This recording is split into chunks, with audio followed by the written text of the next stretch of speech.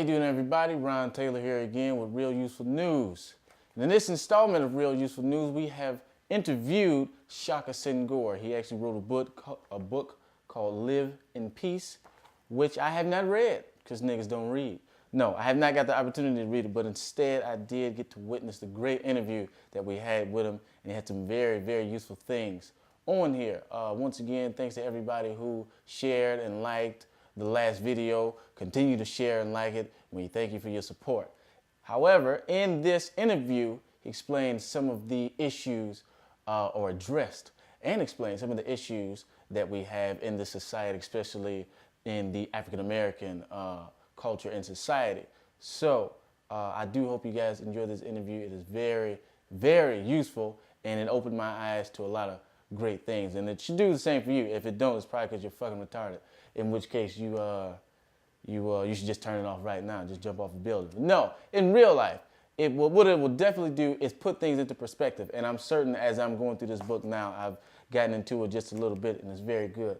As you see this interview, and if you have the opportunity, please do go check this book out. What it'll do is it'll put into perspective a lot of the issues that you might not be able to understand. And in order to address them correctly, you have to have them in some type of perspective. So, enjoy the interview, man. It's real good. So, I'm author Shaka Senghor, and I've written so far 7 books, 4 novels, poetry book, essay book, and my memoir, which is due soon. But Live in Peace is one of the books that I felt like was one of my most important books at the time I published it, because I think that it speaks to what's really going on with the young men and young women in our community and gives them an opportunity to be really interactive. It's the type of book where you can read a chapter and then do some of the exercise. You'll find that it's really enlightening. And one of the things that I've been finding lately with Live in Peace is that as much as I wrote this for young people, that it's really resonating with a lot of adults as well, because it touches on experiences that they've never had an opportunity to address in their teenage years. So it's definitely the type of read that's, you can use as a parent and interact with your child, and to kind of really be able to deal with some of those core issues that they may be going through and that you may have gone through as well. My first 2 novels are detective mysteries that take place in the city of Detroit. I always wanted to really write from a perspective of, problem solving in an urban setting, but still being very genuine about street culture, street life, but in a way that really raises awareness and consciousness about what we're doing. So you can find Crack Volume 1 and Volume 2 at dropagempublishing.com. That's DROPAGEM publishing.com. And you can find Live in Peace at lipeace.com. That's LIPEACE.com. And coming soon, you'll be able to find my memoir, Right My Wrongs, at shakasenghor.com. You can follow me on Twitter at Shaka Senghor. You can follow me on Facebook at Shaka Senghor. And just connect with me. You can call me 313-720-5546. If you're interested in the mentoring program being brought to your school, being brought to your community, we can figure out how to make that work.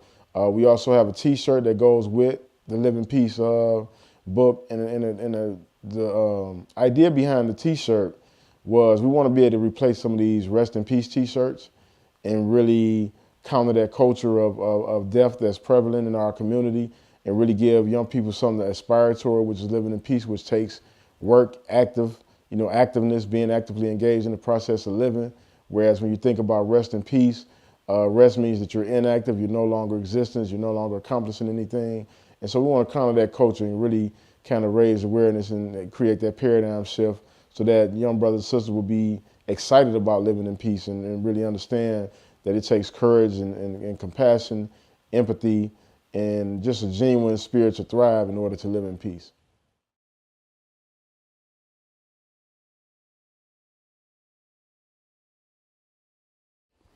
The way I view misguided is when, young people receive poor or misinformation that, sets them up for failure. And when you look at, growing up in a city like Detroit, where there's a lot of single parent households, the young brothers are getting raised by people outside of their parents, people outside on the streets, that's often where they get a lot of their influence from.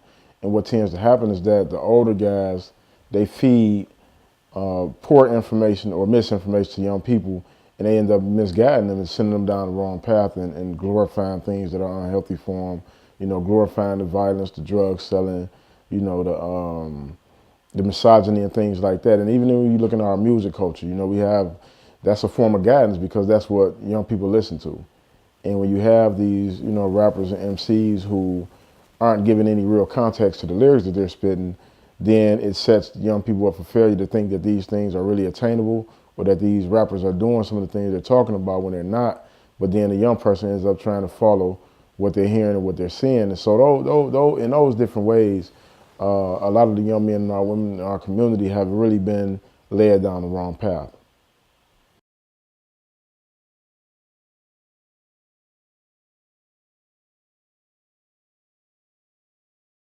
In my book, I talk about reclaiming the innocence of childhood because what I realized is that when I was growing up and I ended up in the streets, that I was exposed to a very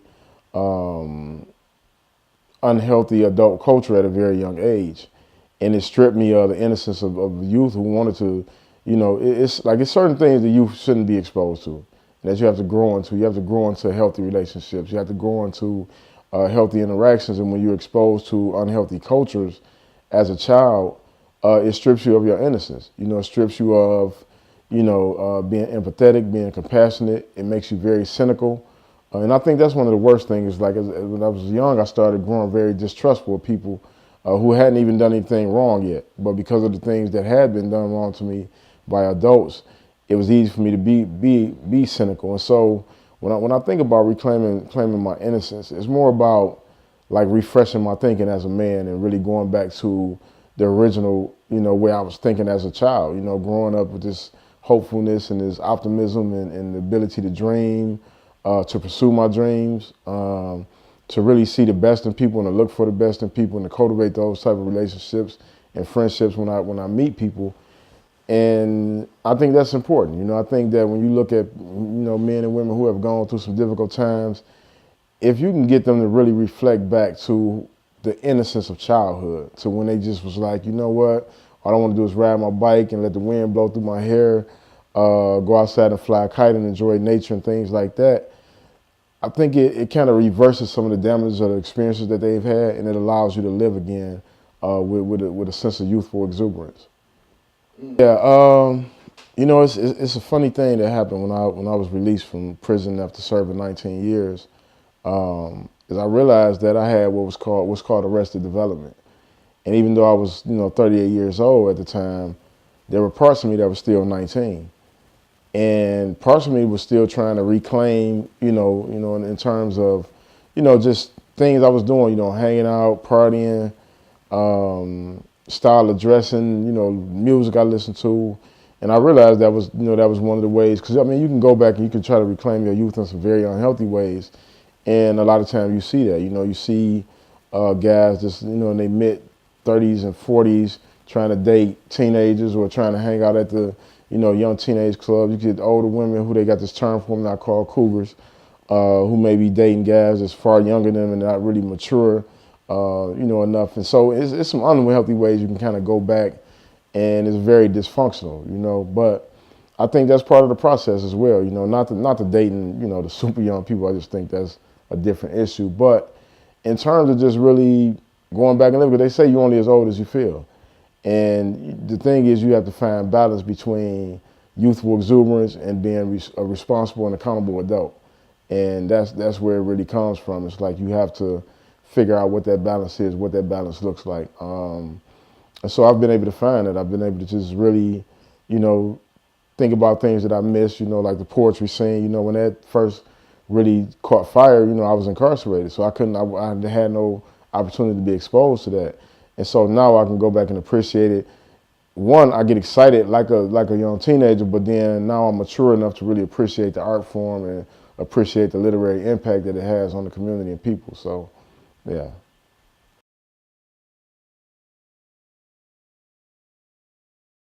Yeah.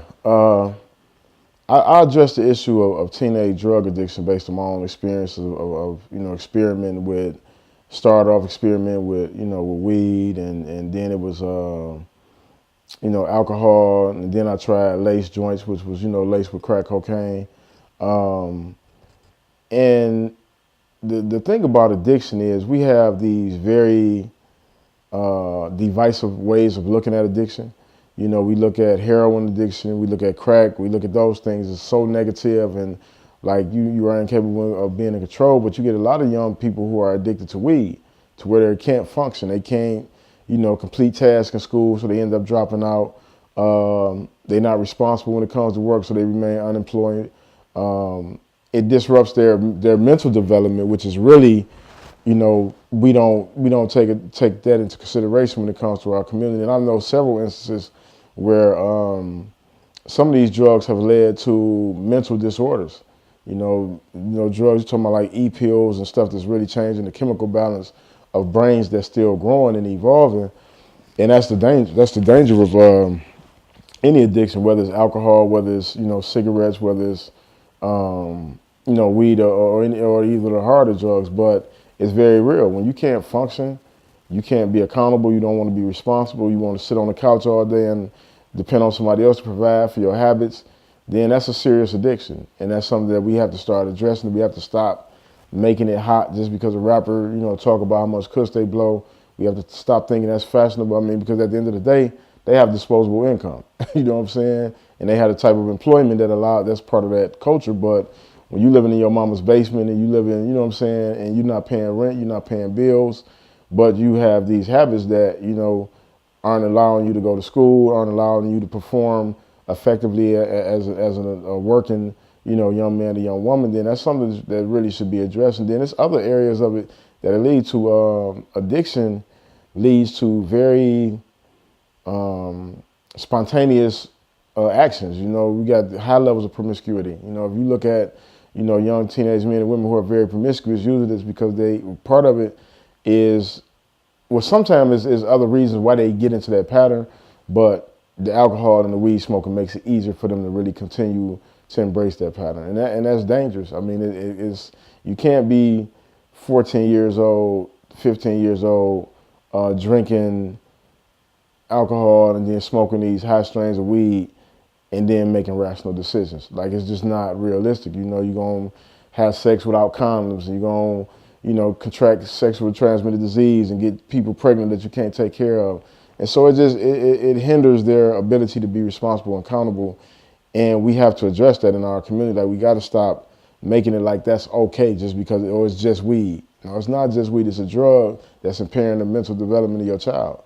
And, you know, it's one thing when you're an adult, you can do what you want to. Your brain is fully grown. But when you have children that you're responsible to, then we have to stop encouraging that behavior. We have to stop, you know, smoking weed with our kids because they're going to do it anyway in the streets and trying to justify certain behavior.